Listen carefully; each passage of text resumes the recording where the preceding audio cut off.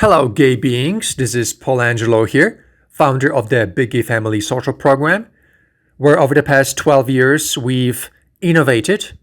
And today we have the methodology, the man, the spiritual practices that transform your social life overnight, literally overnight.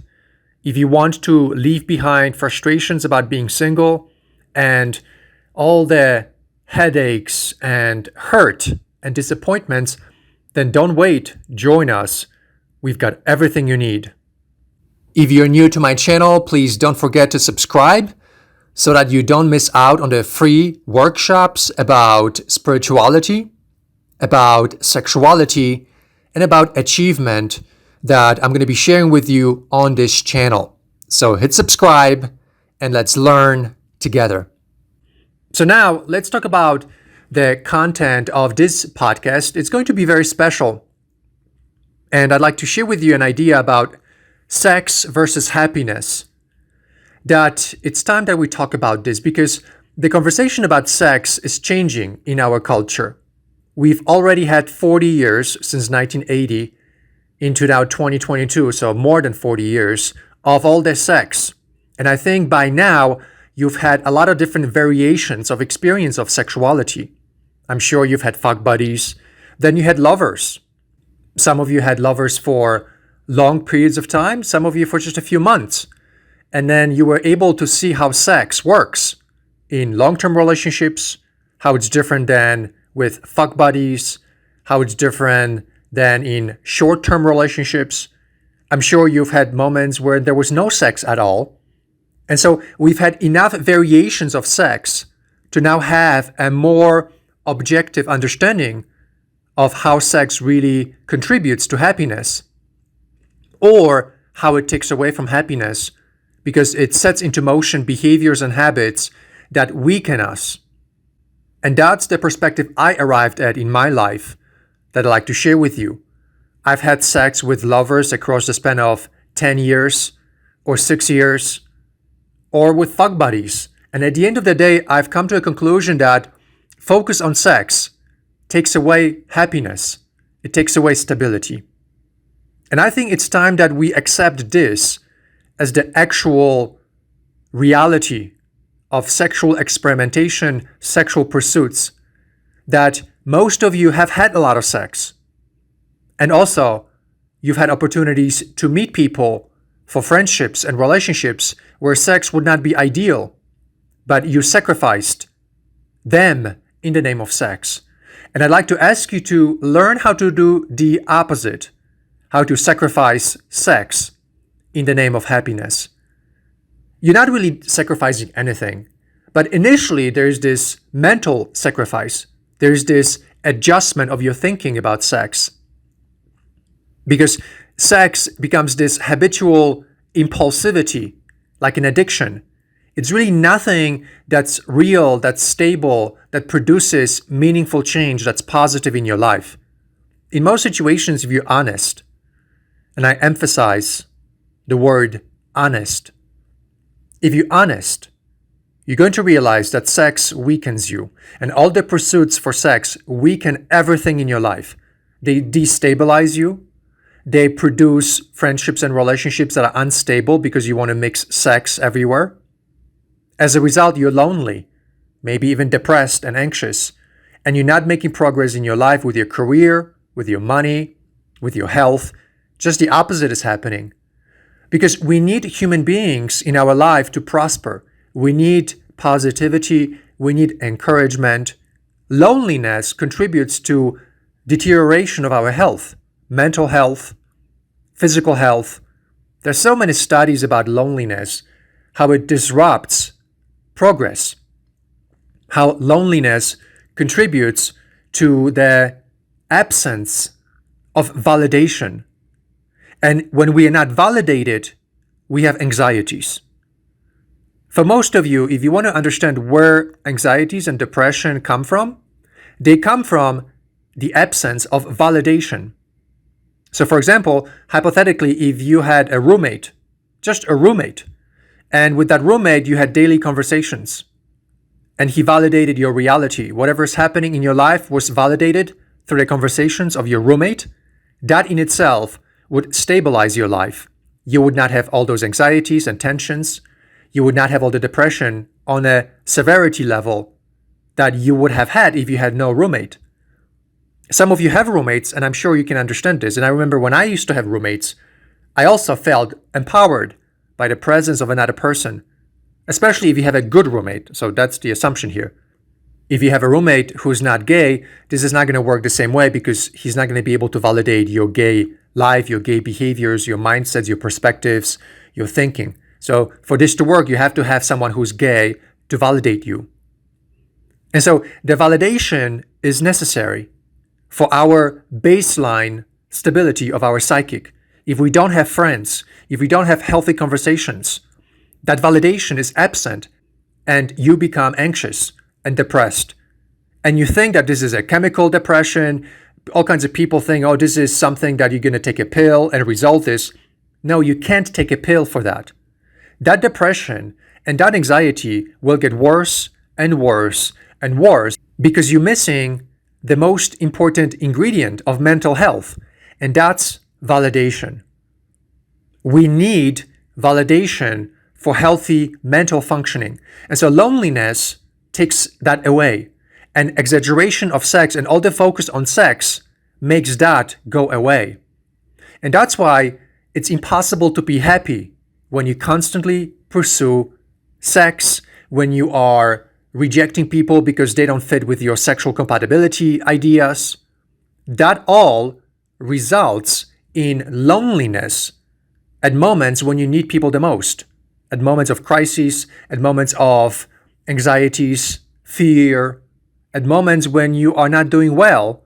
You need human beings to be in your life to validate what's happening in your life and to offer an optimistic, possibility-driven, futuristic perspective that despite all the challenges, you can be strong, you can be loving and caring, you can have all the beautiful things in your life.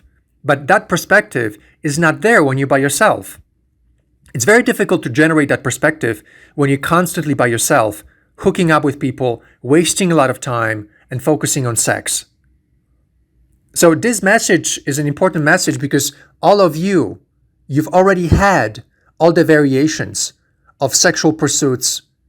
And so I don't have to remind you about this. You already know this, that kind of life does not work. It simply does not work. You cannot be happy when you lead with sex.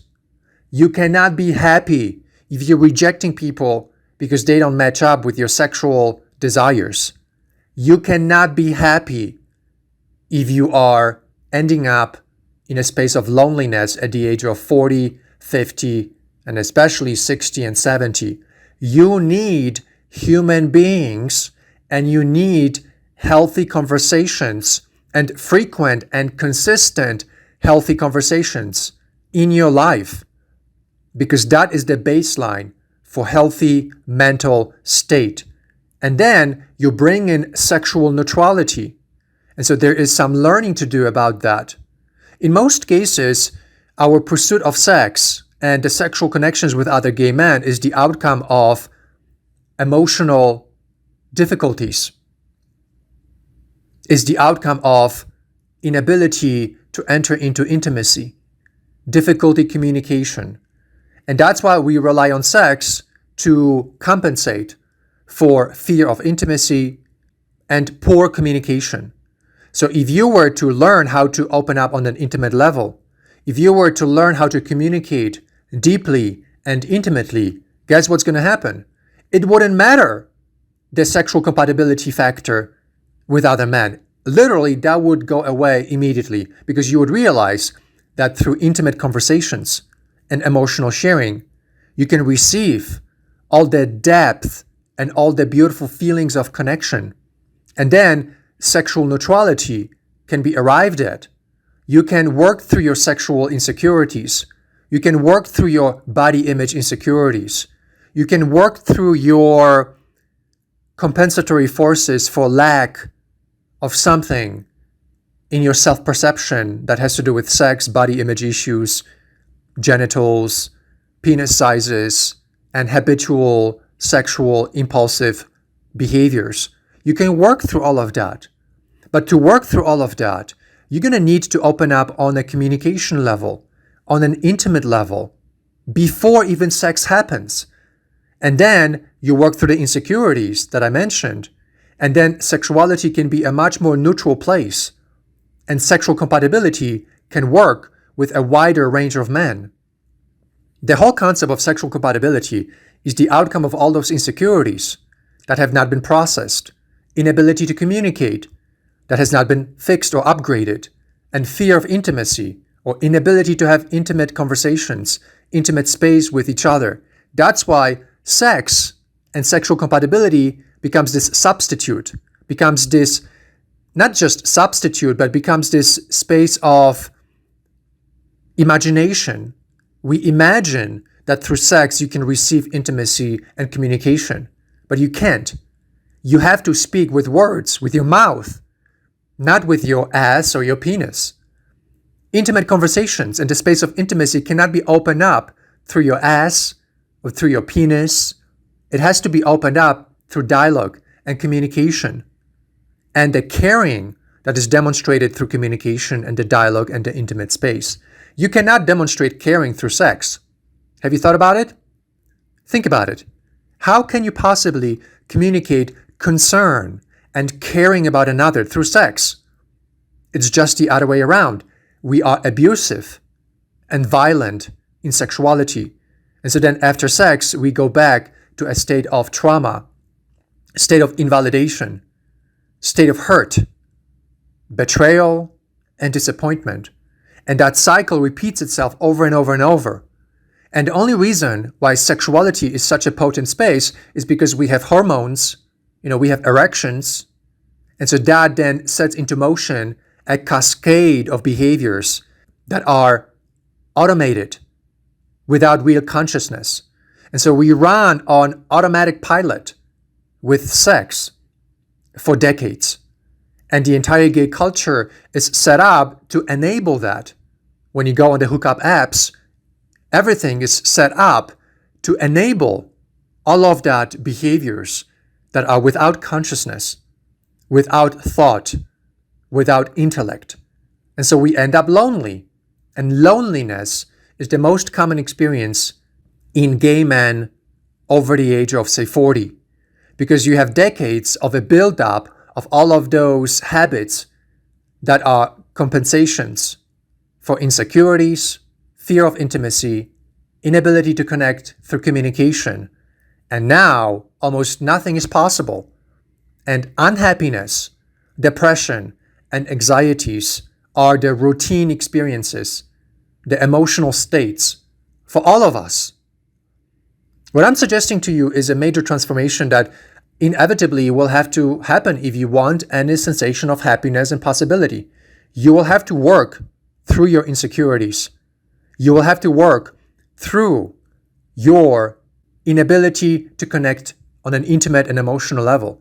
You will have to upgrade your communication skills, and you will have to enter into a platform for human interactions that facilitates frequent, loving, caring communication, conversations across the span of multiple months, even multiple years. And that is, my friends, the recipe for happiness for gay men. Happiness is around the corner for you. It is, but there are complex behaviors, complex states of mind, and complex insecurities that stand in the way. And so you're going to have to work through them, be willing to work through them, and surrender to the process of healing and the process of transformation. It's not complicated when you know how to do this. I've done this with clients over the past 12 years. It's not complicated. It's not difficult. What's difficult is the acceptance that sex is not the answer. That's the most difficult thing. Once you accept, and once you look at your past, once you take into consideration all the variations of sexual behaviors and who they invited into your life, once you accept all of that, and once you bring consciousness and thinking into that, then the decision that sex is not the answer should be self-evident. But sometimes it takes self-reflection about that and a lot of honesty and brutal honesty to make that decision. I've made that decision a long time ago, and my life is different. I don't waste time. I don't hook up. I don't spend hundreds of hours on hookup apps. I don't do any of that because a long time ago, I've accepted that sex is not the answer. Sex will never be the answer. Yes, I have sexual fantasies just like you do. Yes, I jerk off to porn too, just like all of you do. But I do not take that into my real life. And I'm recommending you do the same. Your real life is real life. Your fantasy life is your fantasy life. Your sex life often is that fantasy life. There are reasons why we have all these crazy fantasies. They have to do with conditioning, with all the humiliation, with all the shame that we are enduring on a regular basis. And the way to heal from that shame and that humiliation is to act it out. And that's why our sexual impulses are so potent. That's why we are mostly aroused by violent sex, because that is your mind's way of healing from the trauma and the devaluation and the humiliation that we endure across the span of decades. Your sexual impulses are affected by it. Your arousal engine is affected by it. To assume that it's not going to be affected by all of that disappointment, humiliation, devaluation would be silly. It's all psychology, my friends. Whatever you have exposed yourself to over the past 20 years through sex is going to affect your consciousness, is going to affect your sexual impulses. It will affect how you develop arousal. And the way that we can test it out today is to ask you, are you aroused by violent sex? And in most cases, if you're really honest, you're going to say yes. And then we ask the question, then what does that mean?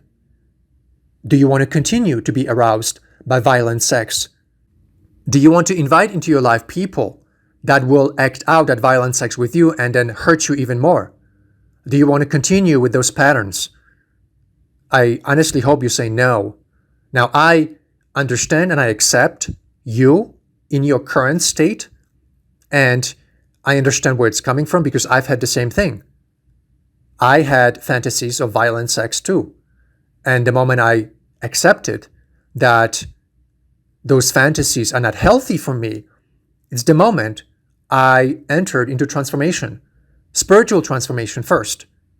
Because all of those behaviors, they hurt your spirit. They hurt your sense of self. And that is the foundation for life. And if that foundation is disturbed, it's a big deal, my friend. It's a very serious thing because it will affect every area of your life, not just your sex life, but your mental health, your physical health, your ambition, your drive for life, your ability to be a high performer in life. All of that will be affected if your spirit is hurt, if your sense of self is disturbed by all of that shaming and humiliation that happens through violent sex. So my friends, we have the understanding of all of this. This is nothing new. This is nothing strange, really. This is nothing unusual. Most of us gay men, we have that disturbance of our spirit. And we have the methodology to transform that, to heal that, and to bring happiness to your life. This is the work I've done over the past 12 years. This is what I promote inside the Big Gay Family Social Program, and that's why we have so much goodness and love that happens to our members inside the program. And I'm challenging you to see it for yourself. It's a different world. It's like a difference between hell and heaven. I know this is a comparison that probably you are not ready to hear. Happiness is around the corner. And this is good news. You can have a wonderful experience of your gayness today. You don't have to suffer anymore. You don't have to struggle anymore. You can enter into a beautiful space of love, caring, happiness, fulfillment, and sexual transformation. And we offer that inside the Big Gay Family Social Program. Okay, my friends, I hope you join us. To do that, visit the website at biggayfamily.com. And I'm looking forward to seeing you in the program. And thank you so much for listening to the podcast. And I'm super excited to share with you another podcast really soon. And those of you who are not subscribers to my channel, please subscribe, hit the button below. And I'm looking forward to sharing with you another podcast really soon. Talk to you soon. Bye-bye.